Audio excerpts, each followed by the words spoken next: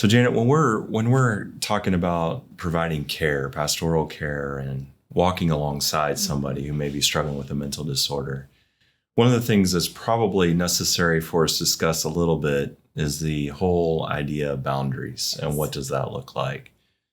So just answer the question pretty simply. Is it important to have boundaries? And if so, why? Yes, absolutely important to have boundaries. And when people are struggling with mental illness or other issues, they're in a place where they're a little bit in need, right? Yeah. And I want to say in crisis, but I don't mean, severe crisis, but they are struggling. And when we struggle, we tend to reach out for help. It's not unusual to see someone needing a lot of reassurance or a lot of conversation, a lot of assistance during those times when the mental illness, the symptoms become elevated, right? And when we walk with folks, we'll notice, that there'll be periods of time where they're texting or they're calling us all the time. And we're going, what do I do? How do I keep at this level, right? I have a life and I really care about this person, but I don't know that I can support them at the level that they seem to need. Because of that, and because that happens, and we know that happens, boundaries become really important. If I care about somebody and I want to stay in long-term relationship with them, then I have to start the relationship with appropriate boundaries, because the boundaries are going to allow that relationship to continue on a lot longer. You could say in some ways that boundaries will keep me from becoming resentful of the person. When they when it feels like they're too needy and I can't meet that need, instead of recognizing that, we'll feel insufficient for them, and we don't want to acknowledge that, and so we tend to turn that on to them, and then we start to feel bad every time they reach out to us. We start avoiding texts. We don't want to respond. We may even start to avoid that person. That's not healthy for relationships. Yeah. And so how do we manage that and keep from ever getting to that place? We begin with good boundaries in the beginning. And so when you say we begin with good boundaries in the beginning, is that a conversation that you have with the individual? Do you actually, at the very front side of that process, state some of those expectations for boundaries? Or what does that look like? To some degree, I think it depends on the relationship. A lot of times, the ways that we engage with somebody in the first few weeks of the relationship will set the tone for the entire relationship. And so if I stop responding to texts at a certain time at night, the person will very quickly learn, oh, this is a person who doesn't respond to texts at that time of night, right? Or if I, am able to say to someone, I have a really busy schedule, and when we talk, I really want us to not have distractions. So let's set a regular time for us to meet and talk, right? What that communicates is that I care about you and I want to spend time with you, and I don't want to be distracted. Mm-hmm. It doesn't tend to communicate, I only have this much time for you and I don't want to think about you any other time, right? But if I begin that practice and the person gets used to that kind of pattern, if you will, rhythm of the relationship with me. Sometimes, however, we don't.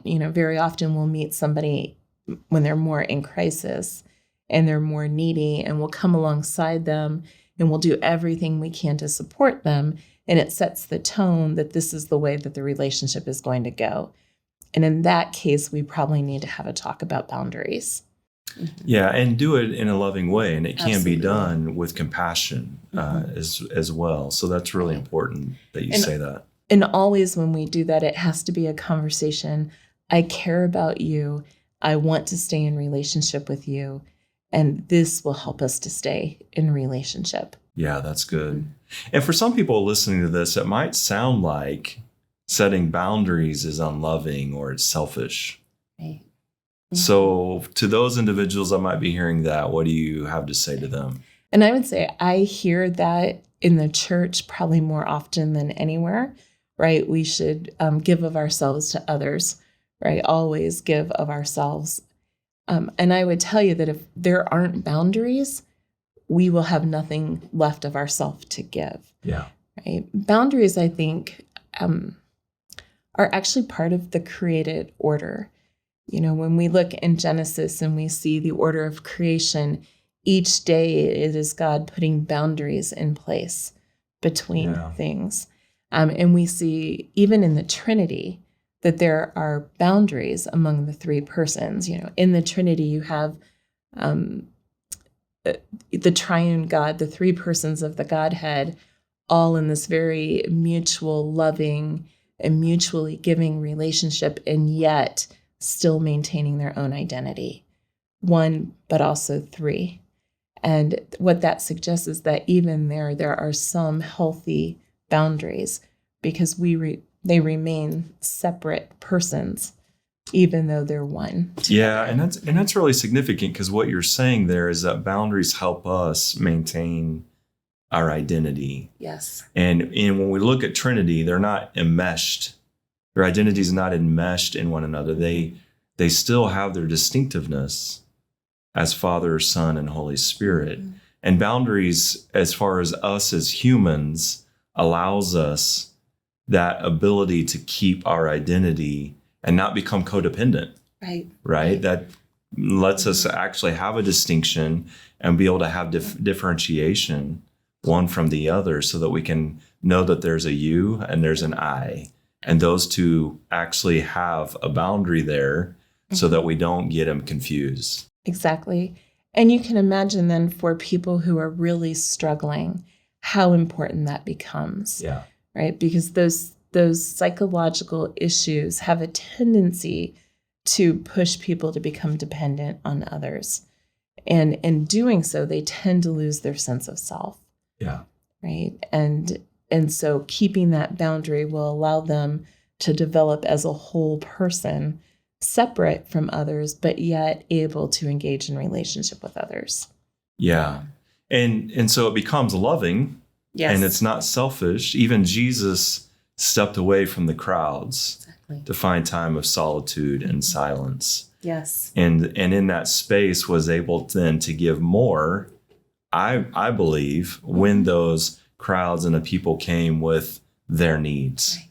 Because he had that space that he made for himself, which is a form of a boundary for sure. Absolutely.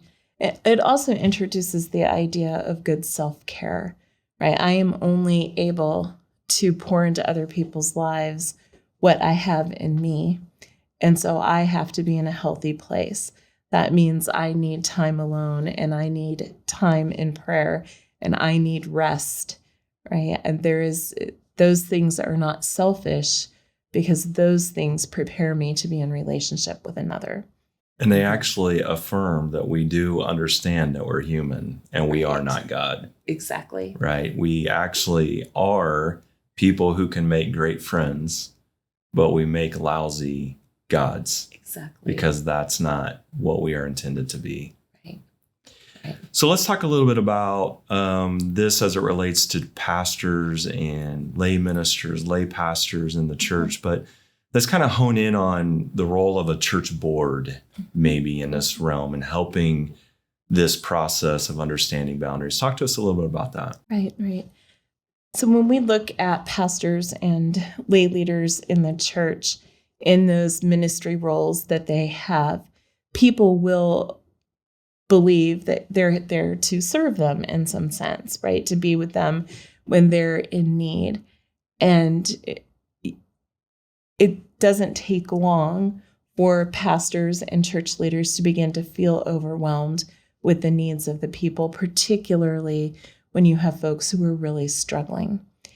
And so knowing what those boundaries are and being clear about those, that's going to help those leaders, absolutely. But it's also going to reduce conflict in the church, right? So if my church leaders and my pastor have had communication with the church board these are the expectations, right? This is how we are going to do relationship. These are the lines, right? This is where I have my personal space. When those boundaries then are enforced, and if people get upset, everybody's on the same page, right? Yeah. And without that, you're going to begin to have conflict, and there are going to be questions. Why didn't you respond to this person? Everybody's going to have a different story in a sense. It can help reduce the possibility of triangulation. Yes. Pitting one person against the other if they're all on the same page. Absolutely. For sure. Mm-hmm. Mm-hmm. Yes. Right. Well, that's really significant. It seems like it's really important for those honest conversations, and yet those are not necessarily comfortable conversations to have either, because I think it bumps up against sometimes that idea that we should just give no matter what. Yes. With no end. And that pressure sometimes we feel, maybe it comes from external sources, but maybe a lot of times it's a drive from in ourselves to want to be able to help people, to want to be able to support people, and then feeling guilty when we can't always meet all the needs that are there. And the truth is, we do have limits. We do have limits. And most people who are in ministry positions, whether they're clergy or not, they have a heart for other people. Right. Right. And they want to do everything that they can to support those folks. The difficulty is if there aren't boundaries, they will eventually get to the point where they resent being asked for help. Yeah. And that's what we don't want to have happen. And that may look different in every context. So there's not a prescribed set of principles necessarily, general ideas and principles there that can be helpful. But as far as a prescription for how that looks, specifically, that might not always be able to be transferred from one to the other as a cookie cutter kind of thing. It starts with that conversation. And some of it depends, even not only on the church and that church culture, but the culture that the church sits in matters, but also the personalities of the people involved, right? For people who are more introverted like myself, I have to have quiet alone time every day.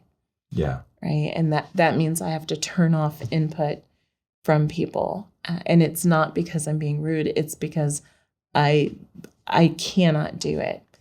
Other people can go longer without having as much quiet time. Yeah. Right. Yeah. And so knowing who we are and how we engage in the community around us, what those expectations are of the community, all of those things matter when we make decisions about boundaries. Yeah, that's excellent. So it starts with having a conversation. Yes. Or a series of conversations. And even though that may be difficult, it's important that we consider what that looks like for us in our ministry context. Yes, yes. For some reason, those conversations about relationship are some of the hardest conversations that we have, yet they're some of the most important conversations that we have. Yeah, that's really good.